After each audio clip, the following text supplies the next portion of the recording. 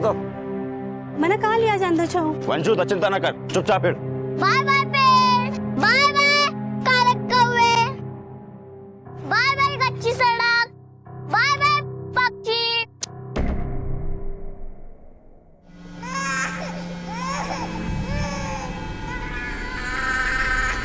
तो क्यों बोल रहे हो? सब कभी नहीं मिलेंगे, ऐसा बोलो जल्दी ही मिलेंगे। ए तिमेरा चुप करा। शाम बेसी ना करा बच्चे।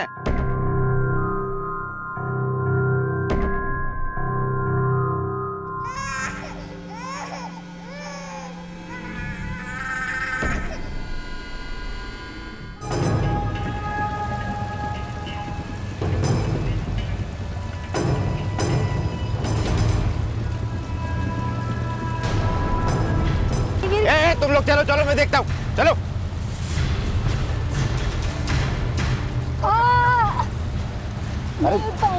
अरे एक बार कोशिश तो कर।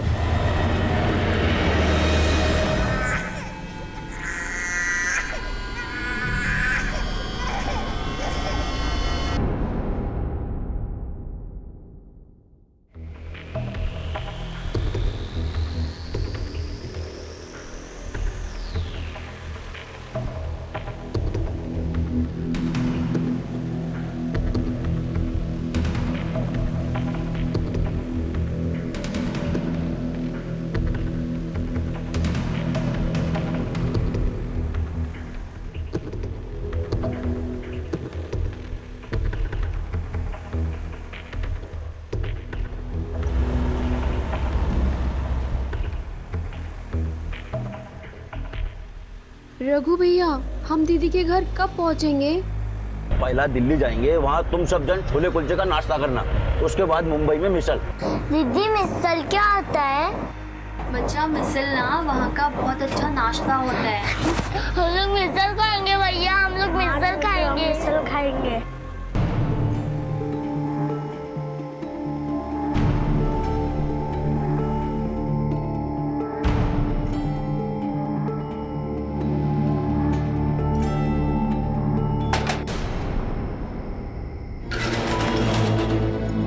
चलो।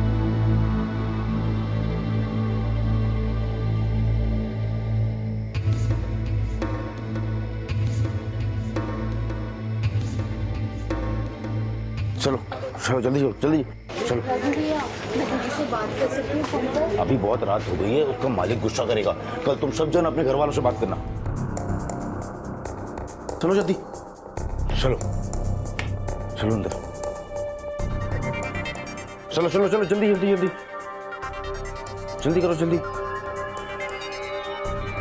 अभी तुम सब लोग आराम करो, मैं कल सुबह आऊंगा, ठीक है?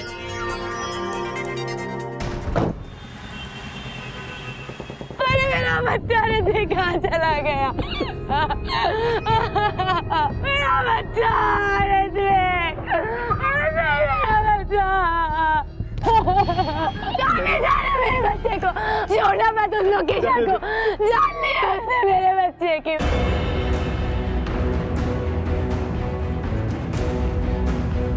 सर, लड़की का नाम लोकेशा है, नेपाली है। हमें ये पता करना होगा कि यहाँ से कुछ चोरी भी हुआ है क्या? अभी ना बच्चे की माँ बोलने की हालत में है, ना बच्चे का बाप बोलने की हालत में। पहले हमें इस लोकेशा के बारे में पता करना होगा। सोसाइटी के पास क्या जानकारी, कहाँ की रहने वाली थी, कहाँ से आई थी, उसकी फैमिली कहाँ है, उसके पास फ़ोन था या नहीं, अगर था तो उसका नंबर क्या है। कभी ना कभी अपनी फैमिली से बात हुई होगी, उसके फ़ोन को सर्वेलेंस पे डालते हैं। Yes sir. ए सीमा, सीमा, सारा दिन तू अकेले ही बात करेगी क्या? रख फोन, रख। कैसे तू बात कर?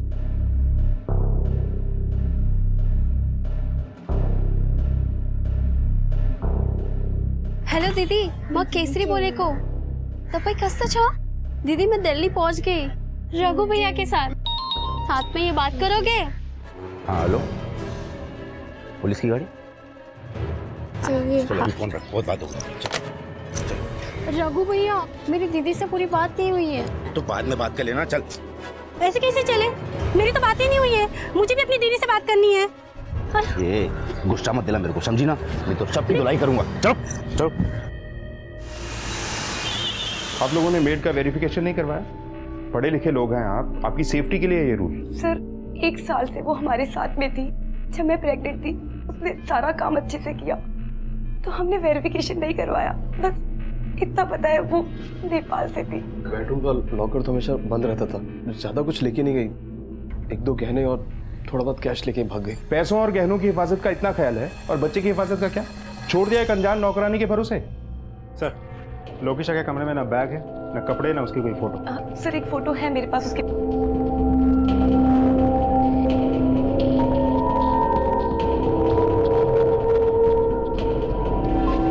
नैनी कैम या बेबी कैम नहीं लगवाया?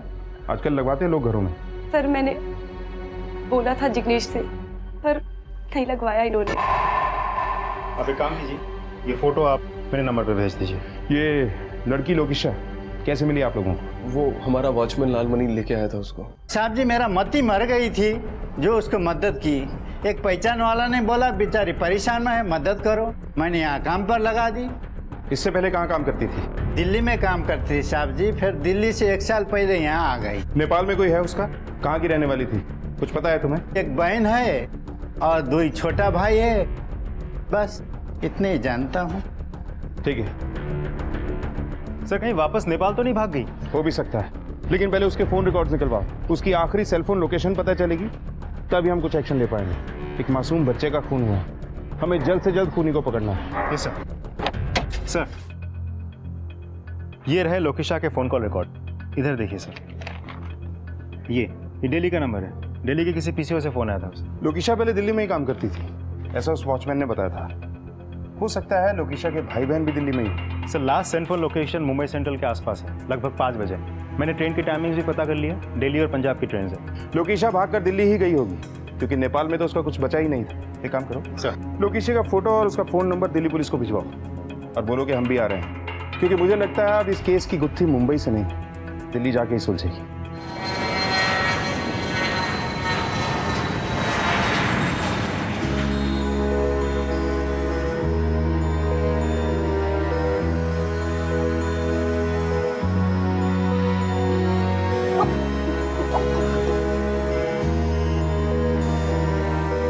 दीदी मुझे प्यास लग रही है। पानी लेके आती हूँ, सोच।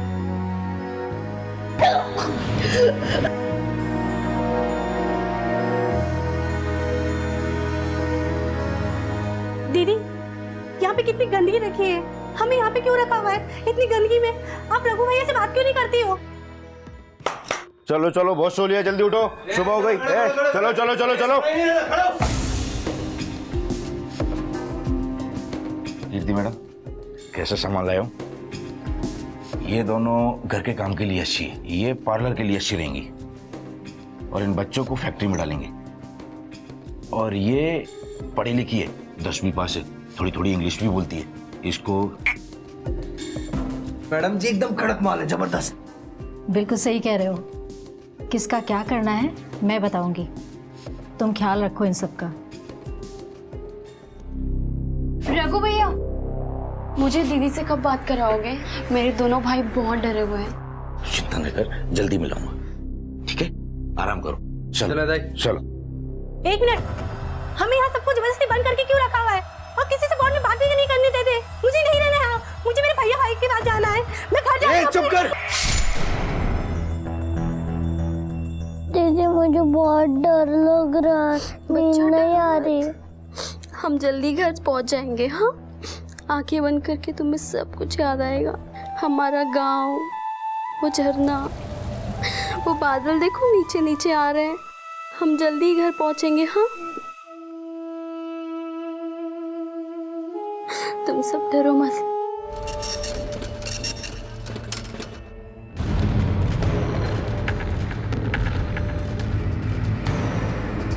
वो रहा शॉप।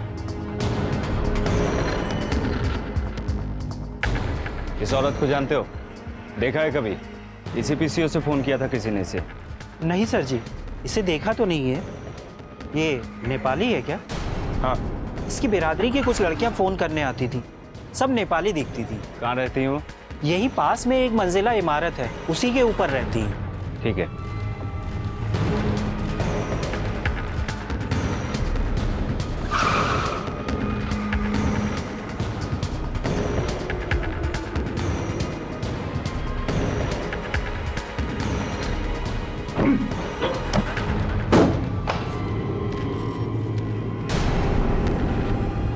सर्च करो अच्छी तरह।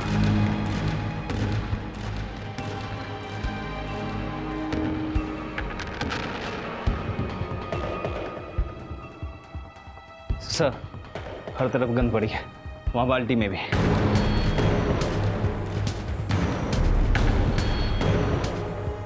किसी केसरी नाम की लड़की की है। क्यों रहती होगी वो इस नर्क में? नेपाल के कमाती गांव के स्कूल की है। सर ये देखिए,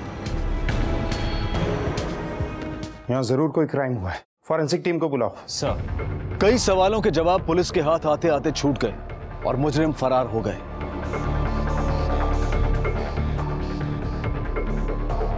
बताता हूँ अगर कर सब बताता हूँ साहब। यहाँ कुछ नेपाली लोग रहते थे, कुछ बच्चे और कुछ लड़कियां आते जाते रहती थी साहब। कभी कभी उनसे मिलने वाले लोग भी आते थे साहब। हमेशा से वही लड़कियां रहती थी? नहीं साहब, अलग अलग लड़कियां आती और जाती थी साहब। कमरा किसको किराए पे चढ़ाया था? एक कृति मैडम है साहब। लड़कियां यहाँ क्यों लाई जाती थी? क्या होता था उनके साथ? वो तो पता नहीं है साहब। किसी के नाम एग्रीमेंट कुछ होता था क्या? हाँ साहब, नोटरी का ठप्पा लगा के किराए पर चढ़ा दिया था साहब। हर महीने समय पे अच्छा किराया आता था साहब। अब बता, ये कीर्ति कहाँ मिलेगी? दक्षिण दिल्ली में एक ब्यूटी पार्लर है साहब। ले जाओ इसे। ये केस एक बच्चे के मर्डर से शुरू हुआ था, लेकिन लगता है कि ह्यूमन ट्रैफिकिंग का केस है ये, जिसके तार 3 जगह से जुड़े हैं, नेपाल से, दिल्ली से और मुंबई से।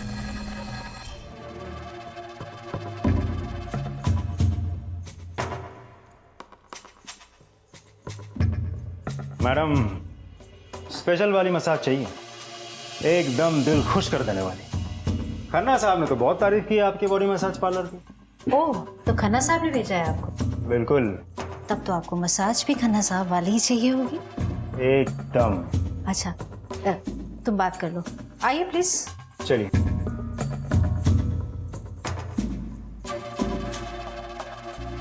आइए, आप यहाँ बैठिए, मैं भेजती हूँ।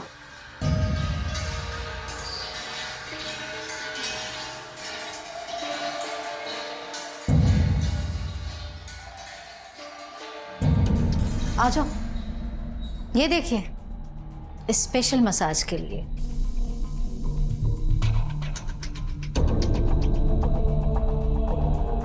कोई फ्रेश पीस नहीं है? फ्रेश है ना?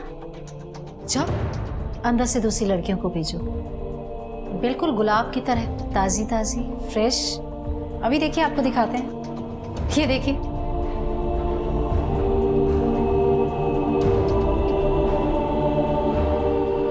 इक्कीस, 17, 19, 20। और तुम 18 की। अरेस्ट कर लो इन सबको। अरे साहब रुकिए ना, कुछ ले दे करके यहाँ हाँ, ले दे लेंगे, थाने में कर देखिए, लेंगे। चलो देखिए, पहुंच बहुत ऊंचे तक है। पहुंच, थाने में निकाला। ए सिंह, अंदर देखो कोई और नहीं क्या? देखिए,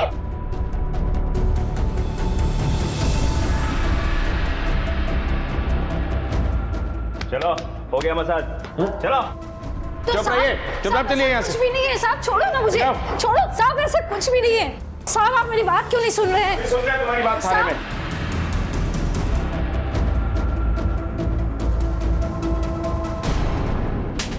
रुको।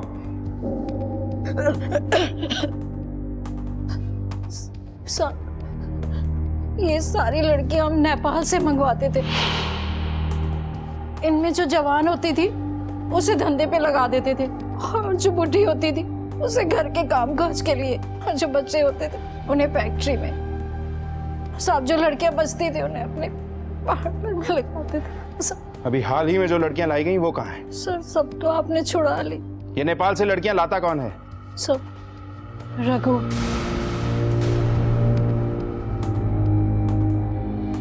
कहाँ मिलेगा ये रघु? इसका नंबर क्या है और इसके साथ कौन कौन काम करता है? रघु का दोस्त शामू। शामू का एड्रेस क्या है? तिलक नगर, बलराम गली, मोती भवन। इनकी मदद से रघु का स्केच बनवाओ, सारे थानों में सर्कुलेट करो और पोस्टर भी लगवाओ।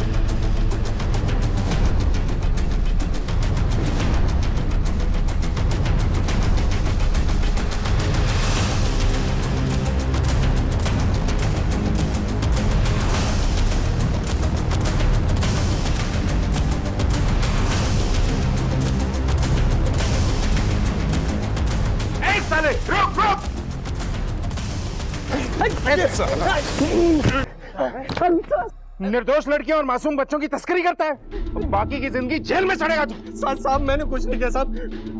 साहब मैं तो सिर्फ मदद करता हूँ, बाकी सब काम तो रघु करता है साहब। वो नेपाल से लड़कियों को लेकर आता और उनके परिवार वालों से कहता कि उनको अच्छी नौकरी दिला देगा। लोकेशा का साहब लोकेशा तो सर मैंने सिर्फ नाम सुना है साहब, मैंने उसे देखा नहीं है, लेकिन रघु से लेकर आया साहब। केसरी और उसके 2 छोटे भाइयों से मैंने उसका नाम सुना था साहब, लोकेशा का नाम। इसके अलावा मैं कुछ नहीं जानता साहब। रघु कहाँ है? रघु कहाँ है? साहब रघु लोगों को लेकर ओखला निकला है साहब। ओखला में क्या है? साहब ओखला में टाइल बनाने वाली फैक्ट्री है साहब, वहीं बच्चों को लेकर गया है।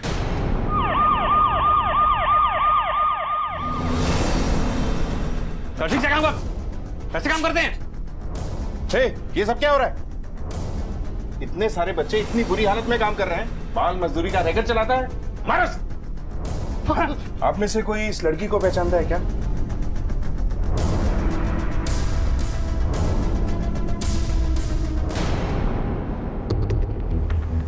साहब ये मेरी बड़ी दीदी लोकेशा है और छोटी दीदी केसरी को रघु भैया लेके गए और मेरा भाई महेश उस कमरे में है। कहाँ है बच्चा? कहाँ है? चल! कहाँ है बता? सर बच्चा तो मर गया। महेश! बेटा लक्ष्मण, तुम्हारे भाई को किसने मारा? जब केसरी दीदी चली गई थी तब महेश बहुत रोने लगा, फिर रघु भैया ने उसे गुस्से में बहुत मारा। बेटा जिसने भी तुम्हारे भाई को मारा है उसको सजा जरूर मिलेगी।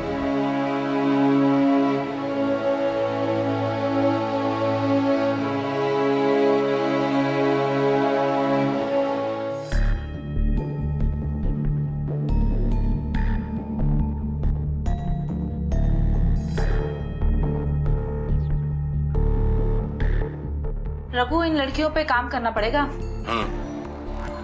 हमें यहाँ पर क्यों लाया गया है? हलाल करने से पहले खिलाया और सजाया जाता है। चलो कपड़े उतारो। नहीं, मैं नहीं उतारूंगी। अरे कपड़े उतारो। ये तेरे भाई हमारे पास है और उसकी जिंदगी तेरे पास, जैसा बोलती वैसा कर।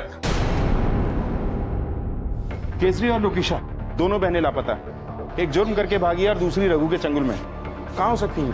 सर अभी तक इस केस में जो सुराग मिले हैं उससे तय है कि बच्चे और लड़कियां नेपाल से लाई गई और ट्रैफिकर्स ने उनके साथ बहुत ज्यादतियां की हैं।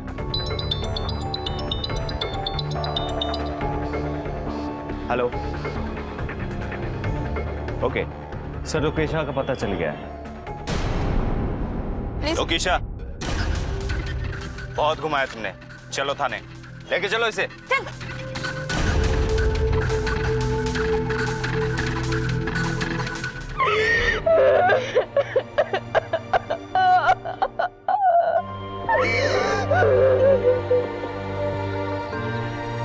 दीदी आप क्यों जा रहे हो?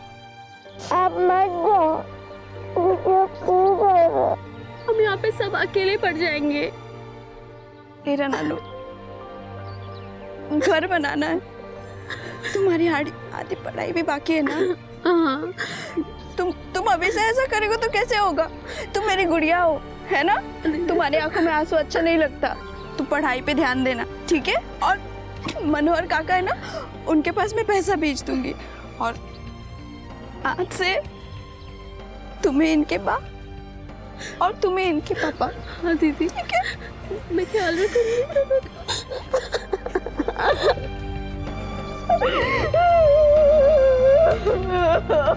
सर ये वाला नंबर, इसकी पूरी डिटेल्स निकाली है मैंने। सर वो लोकेशा मुंह नहीं खोल रही, वो बहुत डरी हुई है। सिंह, ये केस कहाँ से शुरू हुआ था और कहाँ पहुंचा है? इस केस से जुड़ी हर वो बात जो लोकेशा जानती है हमारे लिए जानना बहुत जरूरी है, और ये भी कि उसने बच्चे को क्यों मारा। लेकिन उसे सच बुलवाने के लिए हमें कोई ना कोई तरीका अपनाना पड़ेगा। Yes sir.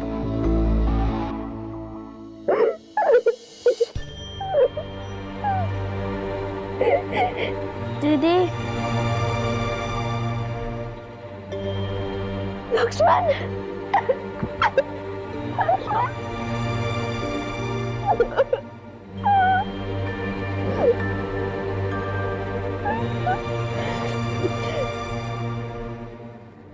महेश और केसरी का? दीदी महेश मर गया।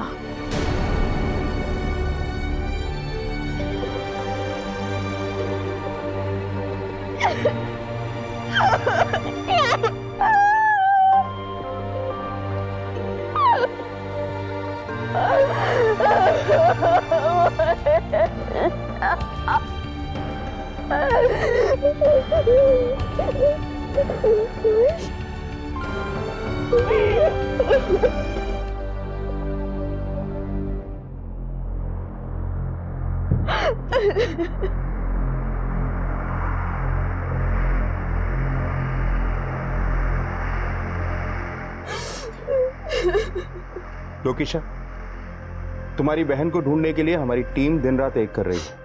केसरी और उस जैसी लड़कियों को उनके चंगुल से छुड़ाना है। देखो, हम समझ सकते हैं तुम्हारे साथ जो हुआ वो ठीक नहीं, लेकिन जो तुमने किया वो भी ठीक नहीं था। अब हमें खुल के बताओ कि तुम्हारे साथ क्या हुआ, क्यों मारा तुमने उस बच्चे को। देखो, हमारी मदद करो ताकि हम तुम्हारी मदद कर सकें। डरो नहीं, बताओ क्या हुआ था तुम्हारे साथ। आज तक किसी ने मेरी मदद नहीं की। 28 साल की थी जब मुझे रघु इधर लेके आया था। मेरा पति मर गया और मेरे बच्चे भी नहीं थे। मेरे 2 भाई और मेरी बहन केसरी, उन लोगों को मैं अपने मासी के पास छोड़ के इधर काम करने आ गई दिल्ली में। वो रघु ने मुझे एक मसाज पार्लर में बेच दिया। वहाँ पे मसाज के साथ साथ और भी बहुत सारी चीजें होती थी। वो सब काम भी करवाते थे जो मुझे नहीं करना। 2-3 साल तक मैंने ये काम किया। फिर मेरी बढ़ती उम्र की वजह से मुझे मुंबई में एक घर में आया का काम दिलवा दिया। उसका मुझे रघु को कुछ कमीशन देना पड़ता, लेकिन मेरे लिए सही था क्योंकि मुझे लगा कि मैं इस दलदल से बाहर निकल गई। लेकिन तृप्ति मैडम पेट से थी जब मैं उनके पास काम करने आई। अरे जान नहीं है क्या तेरे हाथों में? जा, तुझसे नहीं होगा, जाके अपना काम कर। और सुन, जाते जाते दरवाजा बंद करके जाना। उनके पति का मेरे पे बहुत गलत नजर था। मुझे पता था कि मैं ज्यादा दिन तक उससे नहीं बच सकती। मैं कुछ नहीं कर पा रही थी। तुम्हारे साथ इतना गलत हुआ, तुमने पुलिस की मदद क्यों नहीं ली? कहीं दूसरी जगह नौकरी क्यों नहीं ढूंढ ली? मेरे पास कागज नहीं है ना, तो इन लोगों ने मुझे काम पे रख दिया। वो लोग पगार तो देते थे, लेकिन उसकी कीमत कई तरह से निकालते थे। लेकिन एक चीज था जिसकी वजह से मेरा मन लगा रहता था वहाँ। वो क्या? मैडम जी का बच्चा ऋत्विक बाबा। मेरा कोई बच्चा नहीं था ना, तो मैं बहुत खुश रहती थी ऋत्विक बाबा को अपनी गोद में खिला के। ऐसा लगता था जैसे मेरा अपना बच्चा है। ए लोकेशा, ये क्या ऋत्विक लगा रखा है तूने इसे? बाबा बोला कर इसे। अगर तू इसे ऐसे बोलेगी तो घर के बाकी नौकर क्या बोलेंगे इसे? सब मैं रहती तो उनके घर पे थी, लेकिन सिर्फ एक नौकरानी।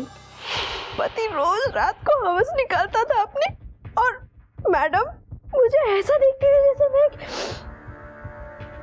गंदगी हूँ। तो इसका गुस्सा तुमने उनके बच्चे की जान लेकर निकाला? नहीं साहब, बच्चे से क्या दुश्मनी।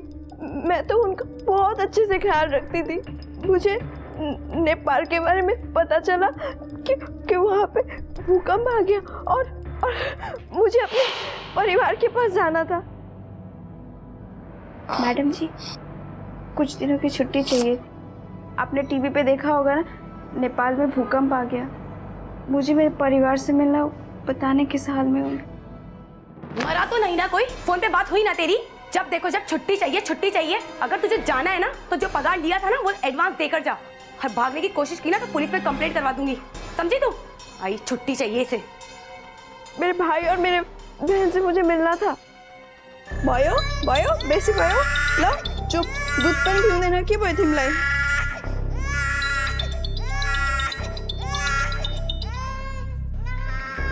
हेलो दिदी, म केसरी बोलेको। केसरी, तपाईँ कस्तो छ? तू कहाँ पे है? और तू इतने दिन से तेरा कॉल क्यों नहीं आया? तू ठीक तो है ना? दीदी मैं दिल्ली पहुंच गई। दिल्ली में क्या कर रही है तू? वहाँ पे किसके साथ है? रघु भैया के साथ। रघु? बहुत बात हो गई। पापा चुप चुप ना। मुझे समझ में नहीं आ रहा था क्या करूं मैं मैडम जी को हर रोज बोलती थी कि मुझे छुट्टी दे दो, मुझे मेरे भाई बहन से मिलना है। मैम साहब वो मुझे छुट्टी चाहिए। मेरी बहन बहुत मुसीबत में है। मैंने उनके सामने हाथ जोड़े, गिड़गिड़ा, लेकिन उन्होंने मुझे जाने नहीं दिया। केसरी की बहुत फिक्र होने लगी। वो रघु के चुंगल में फंस गई थी, 10वीं तक पढ़ी, बहुत सुंदर है। रघु ने जो मेरे साथ किया मैं सोच भी नहीं सकती थी।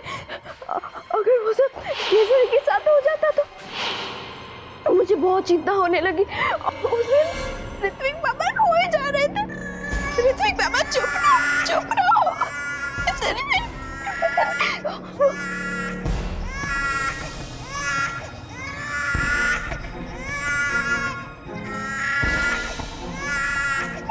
पापा चुप रहो, तुम चुप रहो। मैंने उनको चुप कराने की बहुत कोशिश की।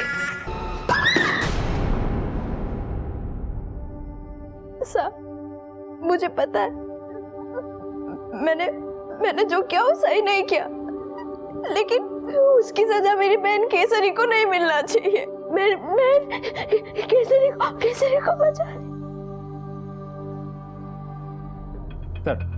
सर उस लड़की कीर्ति के बनवाए केस के आधार पर हमें रघु के बारे में एक बहुत इंपॉर्टेंट लीड मिली है। सर आज से 7 साल पहले बिहार में एक ग्रुप रॉबरी और मर्डर हुआ था, जहां 4 में से 3 अपराधी पकड़े गए, अभी भी सजा काट रहे हैं। ये चौथा फरार आदमी है। इतने खतरनाक आदमी के साथ केसरी और न जाने कितनी लड़कियां होंगी, पता नहीं किस साल में होंगी।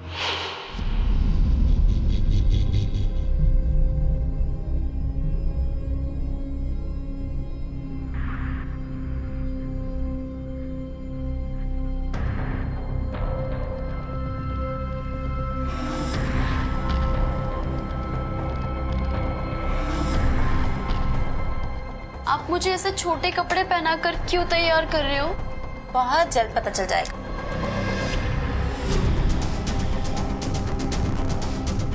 हेलो रघु, लड़कियां रेडी हैं।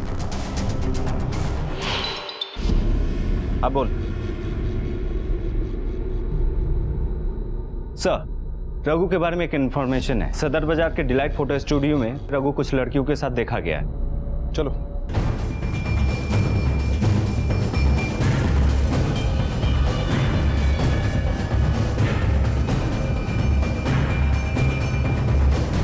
इस आदमी को पहचानता? हाँ सर, ये आदमी कुछ दिन पहले ही आता है यहाँ पे, कुछ लड़कियों को लेकर कह रहा था फोटो खिंचवानी है। चल अभी देर हो गया, दूसरी को भेज। सर कुछ वीजा लगवाने के लिए बोल रहा था। इन फोटोज का फॉर्मेट 4 कंट्री से होता है, मतलब ये लड़कियों को आउट ऑफ इंडिया लेके जाने वाला है। सिंह सर, पीसीआर से कांटेक्ट करो। Yes sir. मैं लड़कियों के फोटोज और नेम मेल कर रहा हूँ। फॉरेन कंसुलेट से पता करो इन लड़कियों का गल्फ कंट्रीज के लिए वीजा लगवाया गया है क्या। रघु, लड़कियां तैयार हैं। चलो चलो जल्दी चलो जल्दी।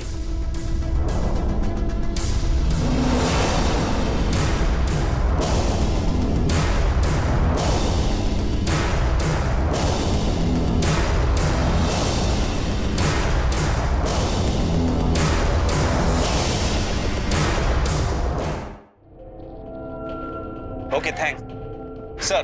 खबर पक्की है, वीजा लिया गया था उन 3 लड़कियों के लिए। फ्लाइट डिटेल्स भी मिल चुकी हैं और फ्लाइट 3 घंटे में छूटने वाली है। टाइम बहुत कम है, हमें डिपार्चर से पहले वहां पहुंचना होगा। Right sir.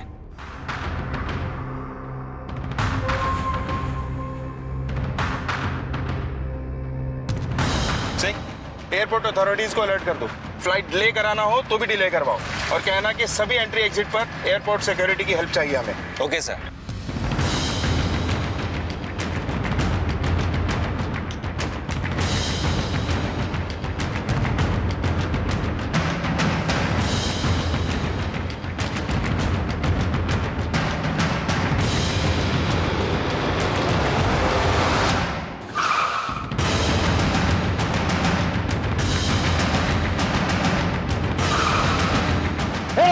उधर नीचे। रघु रुक बोला तेरे को। रुक। रुक।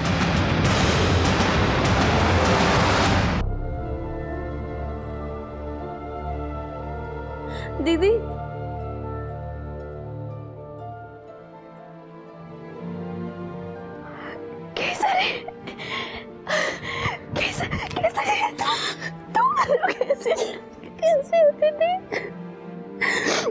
तू तू तू तू ठीक है ना? तुझे चोट नहीं आई ना? केसर ये क्या पहना है तूने? माइश,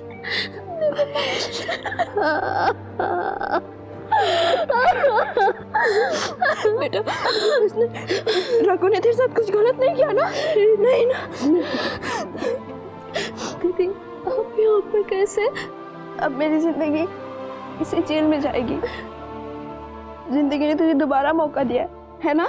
तू इसे गवाना मत, किसी के भी झांसे में मत आना, ठीक है? और अपने सारे सपने पूरा कर, लक्ष्मण का ख्याल रख, अपना भी पूरी तरह ख्याल रखना, ठीक है?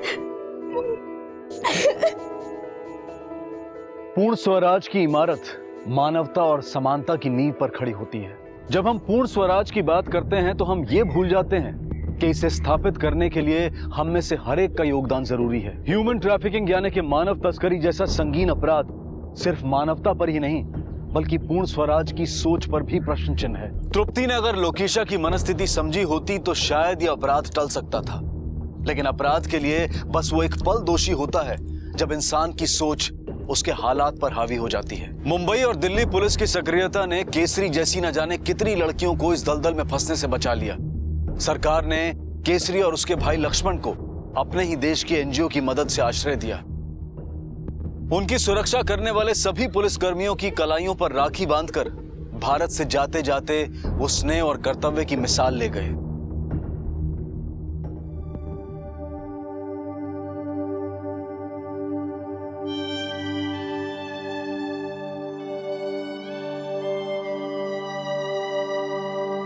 मुझे दो, मैं देखता हूँ।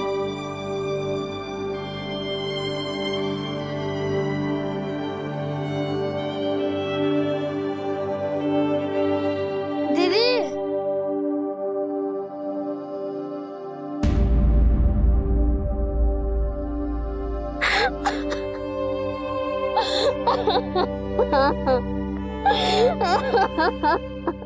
लगभग 6 लाख से 8 लाख जीते जागते इंसान हर साल अवैध रूप से इंटरनेशनल बॉर्डर्स पार कराए जाते हैं। इनमें से ज्यादातर बच्चे होते हैं। ये बच्चे प्रोस्टिट्यूशन यानी देह व्यापार या बाल मजदूरी के लिए इस्तेमाल किए जाते हैं। इनसे इनका बचपन छीन लिया जाता है, जवानी लूट ली जाती है। जब हम अपनी सुख सुविधाओं के लिए दूसरों की आजादी को कुचल देते हैं तब ऐसे संगीन हालात पैदा होते हैं। शोषण, असमानता, जुल्म, जब तक किसी भी समाज में ये रहेंगे तब तक पूर्ण स्वराज एक सपना ही रहेगा। सब मिलकर कदम उठाएंगे तो अपराध टल भी सकते हैं और उनसे मुक्ति भी मिल सकती है, और ये है असली आजादी। इसी विचार के साथ अब मैं अनूप सोनी आपसे विदा लेता हूं। फिर मुलाकात होगी अगले एपिसोड में जुर्म की एक और कहानी के साथ। तब तक अपना और अपने परिवार का ख्याल रखें और देखते रहें क्राइम पेट्रोल डायल 100। सबक एक को सीख हम सबको। जय